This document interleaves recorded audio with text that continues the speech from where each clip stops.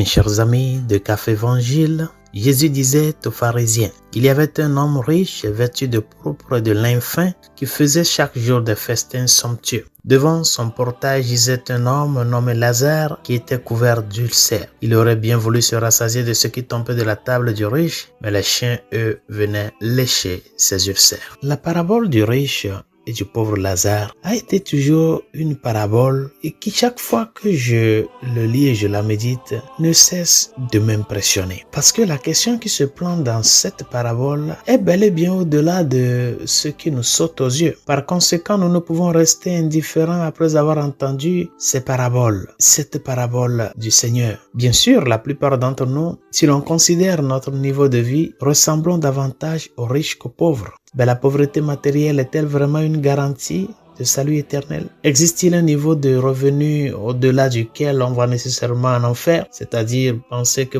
si tu es tellement riche, tu vas aller en enfer. Et si tu es bien pauvre, le salut est garanti pour toi. Est-ce que c'est vraiment ça la question de fond? Ou bien la parabole parle-t-elle d'autre chose? Je pense que cette parabole est une question sur ce qui nous rend heureux. Je répète, cette parabole est une question sur ce qui nous rend heureux. Et c'est de là que nous sommes appelés à partir. Qu'est-ce qui me rend heureux? Ce qu'on appelle vraiment le bonheur. Qu'est-ce qui te rend heureux? Consciemment toi-même. Le riche trouvait son bonheur dans l'opulence. Et c'est pourquoi nous l'appelons ainsi, le riche. Il s'habillait de pourpre de lin fin et festoyait chaque jour. Par contre, Lazare n'avait pas accès à l'opulence, c'est-à-dire à tout ce décor-là du riche. Et c'est peut-être pour cela qu'il levait les yeux vers le ciel pour trouver réconfort en Dieu. Et moi, c'est là la question. Et toi? Oui, il est vrai. J'avoue que tout au long de la journée, à certains moments de fatigue, on arrive, on anticipe le dîner et on s'imagine assis dans son fauteuil à la maison en train de déguster un sandwich. Et on pense que c'est ça, notre bonheur. Ou bien on pense que notre bonheur est satisfait par ce qui nous remplit, ce qui vient remplir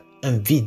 J'ai faim, je mange ce qui me rend appétissant et on croit que c'est ça et c'est en cela que se garantit notre bonheur. Mais sincèrement, cela signifie-t-il que ton bonheur consiste à rester seul avec ton sandwich dans ton fauteuil? Je crois plutôt que cela signifie simplement que tu es fatigué. À cause de cette fatigue, tu arrives, tu anticipes le dîner et tu manges ton sandwich allongé dans ton fauteuil.